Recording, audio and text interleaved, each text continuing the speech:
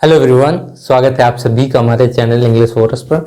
तो आज की वीडियो में हम बात करेंगे कि हम इंग्लिश में फोर्स्ड एक्शन, ठीक है, मतलब ऐसे एक्शन जो हम अपनी इच्छा अनुसार नहीं करते, किसी और कारणवश हमको वो काम करना पड़ता है, ठीक है।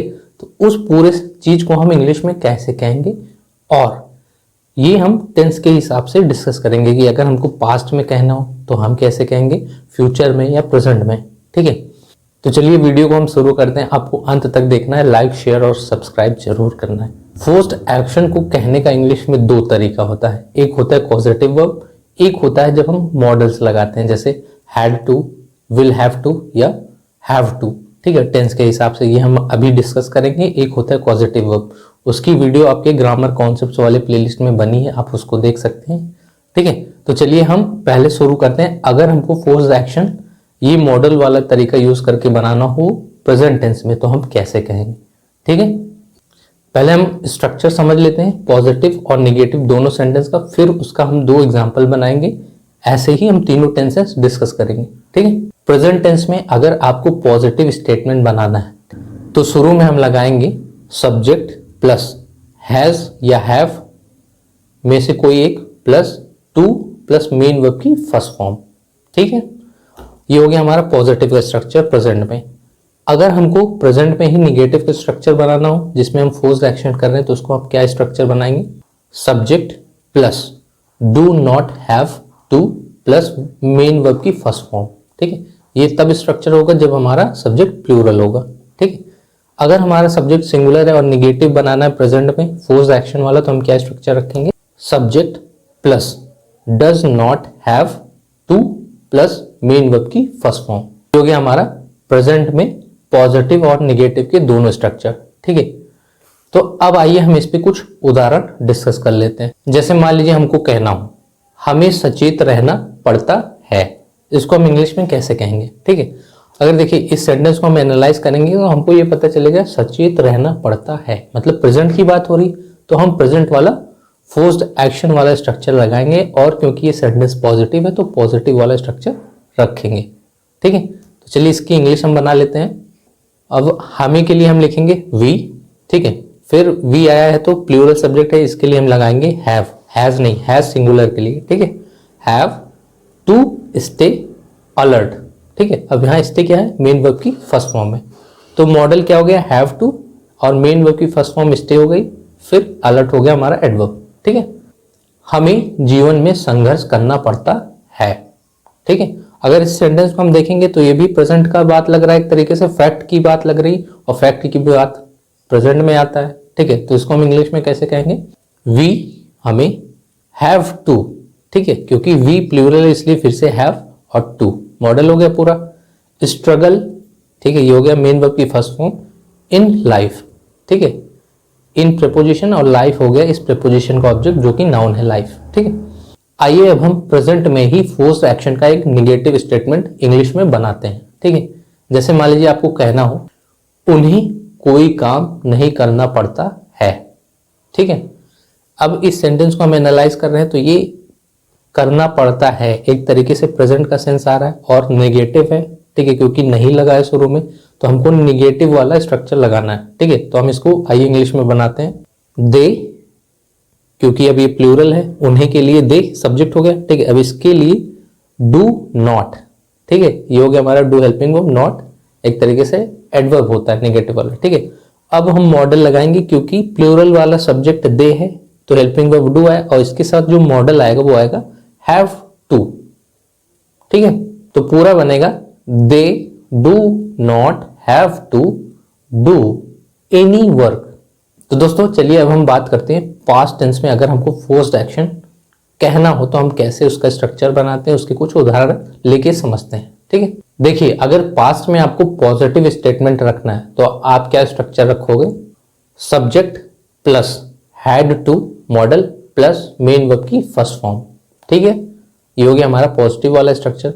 और अगर पास्ट में आपको नेगेटिव का स्ट्रक्चर बनाना हो तो आप कैसे बनाओगे, subject plus did not plus have two plus main verb की बेस फॉर्म या फर्स्ट फॉर्म, ठीक है।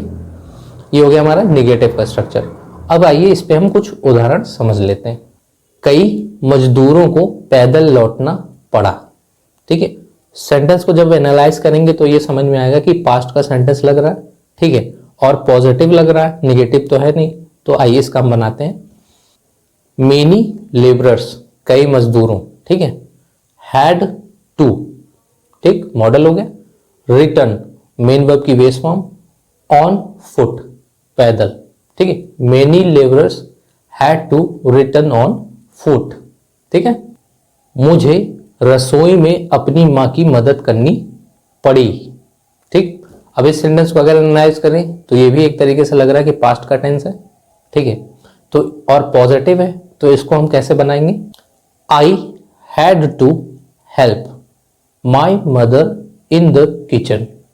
अब आइए पास्ट में ही हम एक निगेटिव सेंटेंस का एग्जाम्पल लेके समझ लेते हैं। मुझे ज्यादा देर इंतजार नहीं करना पड़ा। ठीक है, सेंटेंस को एनालाइज कर रहे हैं तो ये समझ में आ रहा है कि पास्ट का है, चीजें हो चुकी हैं, पड़ा सेंस आ रहा है ना, और निगेटिव। ठीक है, तो इसको हम इंग्लिश में कैसे बनाएंगे? I did not have to wait for long. ठीक है, अब इसमें एक चीज आप ये सोच रहे होंगे कि इसमें हैड क्यों नहीं आया, हैव क्यों आ रहा है। ठीक है, अब देखिए इसमें जो डिड आया है, ठीक है, ये पास्ट का सेंस दे देता है, और डिड के आने पर, ठीक है, हमेशा मेन वर्ब की फर्स्ट फॉर्म आती है।